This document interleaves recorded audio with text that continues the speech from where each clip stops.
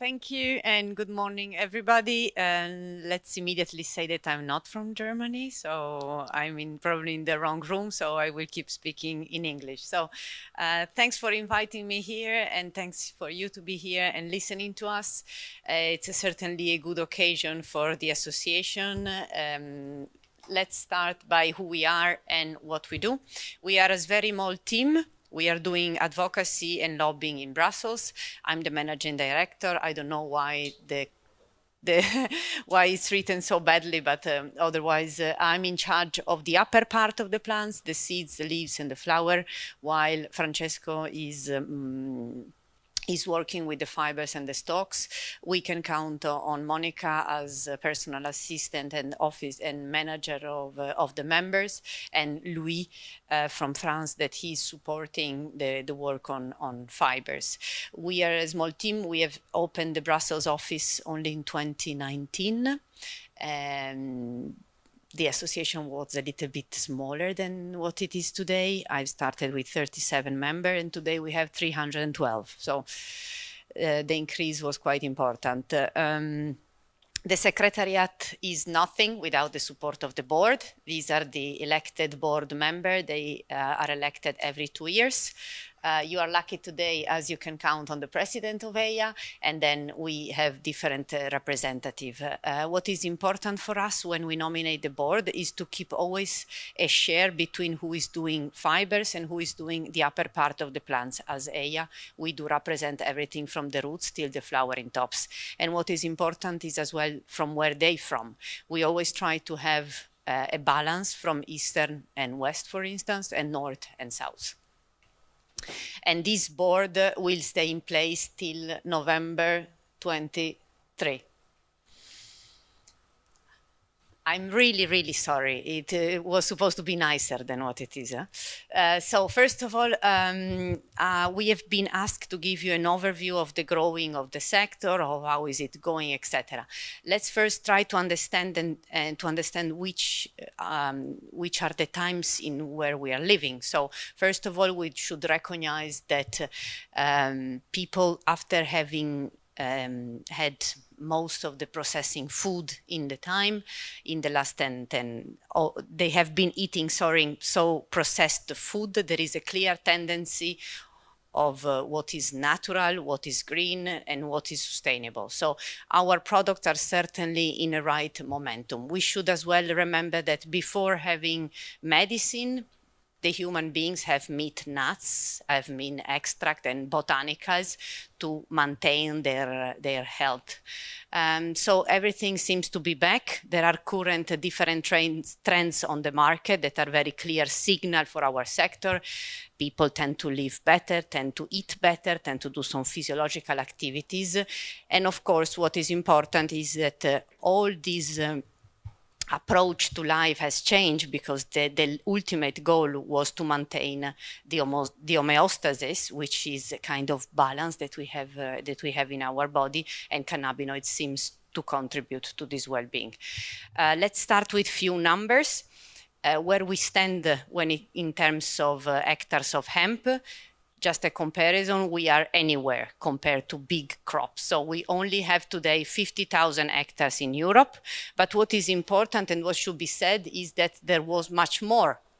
This is 400,000 hectares was after the Second World War, and then due to prohibition and due to some social and cultural challenges that say that the numbers of hectares have dramatically decreased up to 10,000 hectares. But then what should be underlined is that the surfaces have been increasing so much in the last 10 years that we can compare plus 600%. And according to my knowledge, there are no other agricultural crops in the last 10 years that have performed in the same way as hemp. Before trying to give some figures on the market or some forecast on the evolution of the market, I would say that we should recognize what has been changed from a regulatory perspective, because all these change are are necessary to create a positive framework for hemp and its derived product. Only in this way we're going to have a flourishing market. So first of all, what we have achieved, and we have been working quite hard for that, was to restore the maximum level of THC in the field. As you know, before was 0.2%. Now from the 1st of January 2023, the farmers that plant is up to 0.3%. They are entitled to receive direct payment from Europe. I know most of the people believe that 0.2, 0.3 is the legal limit. Let's say that this is completely wrong. This is simply the limit that the Brussels is imposing to provide the direct payment to farmers. So if I'm a farmer and I plant 0.5% and I'm in Austria, probably I will not get paid because Europe pay only the farmer that stay within the 0.3%. Is not the legal limit. Even if our member state would love us to convince us that this is the legal limit, it is not, because from a regulatory perspective, this provision stays in the Common Agricultural Policy, that is Regulation 1307 of 2013, but doesn't matter. It's an agricultural regulation. It's not narcotic regulation. It's not illegally binding. It's simply for direct payment. So it was very important for us to restore the level up to 0.3% for different values. First of all, everybody has 0.3, so having the same value would smooth the trade between the different continents. By having a new pool of genes and varieties, we can breed and reinforce the varieties that have been breeded for years and years, always up to 0.2%. And of course, it gave us other plants with other qualities and other characteristics that might be a little bit more suitable for what the market is asking. This is what I've just said. So another important change that we have been advocating for the last 2 years was the maximum level of THC in food derived from seeds. Can be protein, can be pasta, can be snacks. Till a couple of weeks, months ago, in Europe, there was not a maximum level of THC in the food, which leads to loads of RASFalert. RASFalert is something very annoying for the sector, is when a product got cut with higher value, they have to be withdrawn from the market, it's very expensive. So we believe that by having and by trying to have one single maximum level from Warsaw till Lisbon would have smoothed the trade and was necessary for the sector that was submitted to too many RASFalerts. So I will give the floor to Daniel so you can explain the new levels of THC. Thank you, Lorenza. As Lorenza already explained, this was a major achievement that was managed in Brussels. Lorenza is still very young compared to me, so she said we are lobbying for this for 2 years. Well, I'm waiting for this for 20 years. I started in the hemp industry 25 years ago, and I'm doing food production since about 20 years. We did not have any EU-wide regulation on THC in food for all that time. Some of you might remember the old guidance values from BFR, from the German BFR, which got adopted here and there in other countries, other member states in Europe. Then we had very strict limits in Italy for the last years. So times got even worse. I still remember that we had customers in Italy that suddenly could not buy our products anymore because hemp seed oil had, for example, 5.5 ppm on a lab report, and they had 5 at that time. So we are very lucky and very happy that now, when you see the positive voted limits as proposed by the EU Commission, 3 ppm or milligram per kilo, 3 for the dry products and 7.5 for the hemp seed oil. This is, let's say, not a wild card, so that you don't have to be careful when you produce food. It's not a carte blanche. You still have to use the ALARA system, the concept that you clean the raw material as good as possible and that you produce food, hemp seed oil, protein, dehulled hemp seeds from very carefully cleaned hemp seed. But it is definitely possible to achieve these limits. especially because, and I'm sorry for the presentation, it's not the presentation itself, we are living in a modern world, but between Apple and the regular PC, you still have funny combinations of things that happen. So in the top, you see the main message of this slide. We should read that there's a measurement uncertainty of 40 to 50% when it comes to the actual lab methods and the lab reports. So, for example, it is clearly stated by EU Commission that if hemp seed oil that has to have a limit of 7.5 ppm will be tested at 10, it is still marketable, because you have to add the 40 to 50% measurement uncertainty on top of the 7.5. All this is based on the regulation of contaminants. And any one of you who is working with food understands and knows the regulations of contaminants. There always the measurement uncertainty is taking in advantage of the product itself. This is the same for pesticides, this is the same for heavy metals and anything else, pucks, whatever. It's nothing special for THC, and this is exactly how the EU Commission wanted to have it, that THC is not treated differently from other potential contaminants, although it is a plant inherent toxin, so by definition it is by the very, very narrow defining of a contaminant, it is not a contaminant, but it's a plant inherent toxin. But since a couple of years, the EU Commission wants to have the plant inherent toxins, not only THC, also for other food products and plant products, plant-based products, wants to have the plant inherent toxins also included in the regulation for contaminants, which makes sense basically also for the food or business operators, because it gives clarity. All these rules are clear to the authorities and to the controlling bodies. If you compare this, the situation in Europe now with what we have in Switzerland or Canada since years, if not decades, we are in a pretty good shape. Basically, if you round up 7.5 to 10 because of the measurement uncertainty, you also come up to 10 plus minus as in Canada. And the Canadian hemp industry had no issues at all in the last 15, 20 years with their products to bring also the hemp-derived raw materials on the market. Obviously, Switzerland still has the most liberal, but still very scientific approach, 10 for dry and 20 ppm for hemp seed oil. Well, as Lorenza already mentioned, we have definitely less. I would even say we will not have any RAS alerts anymore when it comes to hemp seed-derived products. This regulation or this new ruling is not on hemp leaves, hemp flowers, and CBD extracts yet. So only on the hemp seed-derived products, there will be less or no alerts anymore.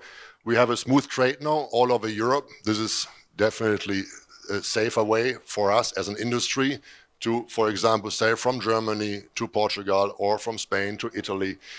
And we are looking for new investors, of course, because now we have a legal certainty and clarity. And I will pass back to Lorenza. Thank you. So as Daniel correctly said, please let's recall that the limits that you have seen before was only for seeds-derived product. When it comes to extract and leaves and flower, we like it or not, is it a novel food?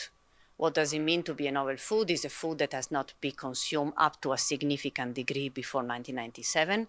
Therefore, you need a pre-market authorization before placing your products on the market. These things have not changed. The catalog has never changed. So we have been reflecting within the association, and we have proposed to our member to try to give them a solution. The solution was to collect some money and to do on their behalf couple of submission, different novel food applications. So we have convened our member, we have said that which was our idea. We have shared the cost, and we have collected 3.5 million euros that we have already invested into toxicological studies that some of them are over, some of them are running, some of them will be ending next year, depends. We have made 3 big tox studies. We have performed studies on isolate CBD. We have performed studies on full spectrum. But in parallel, we have been performing the biggest trial on human beings, 400 human beings, in clinics for THC. Because even if today we are happier than yesterday because we have values, we still believe that we might go higher. And all depends on a value that is called ARDF, which is the acute reference dose. Today, this is the only value that Europe is giving to us, and it's 1 microgram per kilogram per body weight, is extremely low. So our target would be to increase the acute reference dose up to 7. This value, then you need to multiply for an uncertainty factor, and then you derive the level. So now let's get back to hemp extract. Hemp extract, as I said, they have been classified as novel food in 2019, and unfortunately, it is still the case today. Nevertheless, we should underline how important was the Canna-Vape court case. I'm sure that you are aware of the Canna-Vape court case, more or less. The principles are very simple. So I would say the 3 main principles that came out from the Canna-Vape court case. So Canna-Vape court case is a case that was launched in Marseille, in France, was about an isolate CBD for e-cigarettes. This product was stopped in France, and then the operator decided to move this case to the European Court of Justice and to ask which was the opinion of the European judge. And they were lucky because these are the 3 main principles that came out from the ruling. The ruling was adopted end of 2020. That was a tough year because I don't know if you remember, but in this moment, the European Commission even believed that hemp was a narcotic. So this court case arrived at the right point, at the right time. And then we have, as I said, 3 important principles. First of all, no member state can prohibit the marketing of cannabidiol because it's a product that should be considered as a legal product. All the parts of the plants should not be considered a narcotic. And in my point of view, all parts of the plants means flower, leaves, and extract. And if France, because as I told you, the court case was launched in Marseille, if France does not agree with the reading of the ruling, they can always get back to them. And so far, so good, because France did not react at all. What consequence? The main important consequence, as I told you before, was that hemp was a narcotic in this moment. So was the death of the sector, because if it's a narcotic, probably we would not be here talking about hemp today. So the important thing is that the Canna-Vape court case clearly reaffirm a principle, which is hemp can be a food. Novel, not novel, depends. If you ask Maciej, probably not so novel. I agree with you, but nevertheless, it can be a food. And this was important because we move away from narcotic to finally move into the right category that was food. And of course, as a consequence of the Canna-Vape court case, all our novel food application has been resumed because they were stopped for a couple of months. Feed. Feed is even more complex than food. I don't know if you work with feed, but feed, there are several so feed works in a different way. In Europe, European Commission and Member State, they hold one catalog and one register. Well, the register is held by Association and the catalog by Commission, but nothing changed for you. At the end, it means that if a product is listed into the register or in the catalog, you should consider it as a positive list, meaning that it can be traded in Europe. You provide a description, you can trade the product as feed. So today, on the catalog, we have an entry that is called hemp oil. I would love to tell you that you could sell your extract in these entries, but you should not, because these entries is meant to be for oil derived from seeds. I agree with you. Commission could have had the word seeds here, but they did not. But trust me, these entries is only for the oil, not for the extract. What should be said is that extract, I know that the operator would love to sell the extract as pet food. This is not possible This is not possible today. So there are two actors when it comes to feed. We have from one side the farmers that are processing the plant and giving that to cattle in a range of 50% more or less of their diet of the cattle. And then we have the operator that are selling this product as pet food, as an extract. This, as I said, is wrong. So today, what is feed material? It's something that is not heavily processed.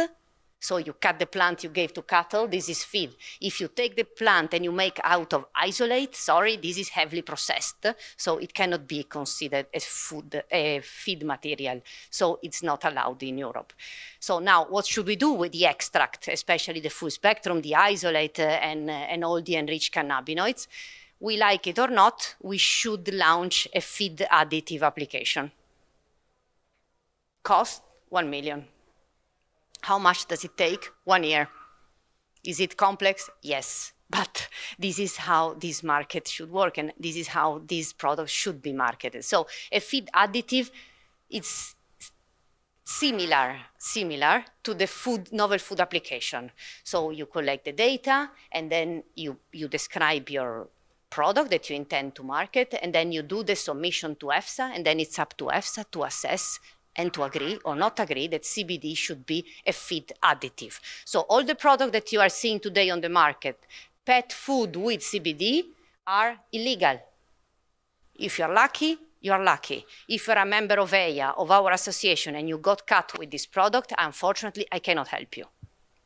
So please bear in mind that we should indeed use the hemp extract as a functional effect, especially because you gave it to pets and to cats and dogs because you believe there is an effect. So if you claim that there is an effect, you should have the text in the tox in your hand to show that this effect, the CBD really works. So if we said CBD gives wings to my dog, it's not an issue, but then we should see the wings at certain points. So we should prove the efficacy, something that we should not approve in the food. It's just about security. Yeah, we need to stick to the schedule. Cosmetics, all good with cosmetics, more or less. These are the functions that you can claim. These are the parts of the plants that you can touch. Unfortunately, flowers are still untouchable. We are working on it. These are my conclusions. So it was very hard to provide you with some data about which is the volume, etc., of the market. What my message would be the following is that if we work together and if we try to create a positive legislative framework for hemp, then the market will seriously grow. So politics and regulatory framework and regulatory issue are linked in our battle. We have experienced legality that is coming in place slowly. We had THC, we have tox studies that are coming that hopefully will give positive feedback to the EFSA and to Commission. Nevertheless, we still experience some barriers that we are working on. Sheaves is a growing market. What we need, and I'm deeply convinced about it, we need more Europe, less member state. Europe like us more than Berlin, Rome, Madrid, and Paris. They have a much more open-minded, so we should work with European institutions and drive forward this sector.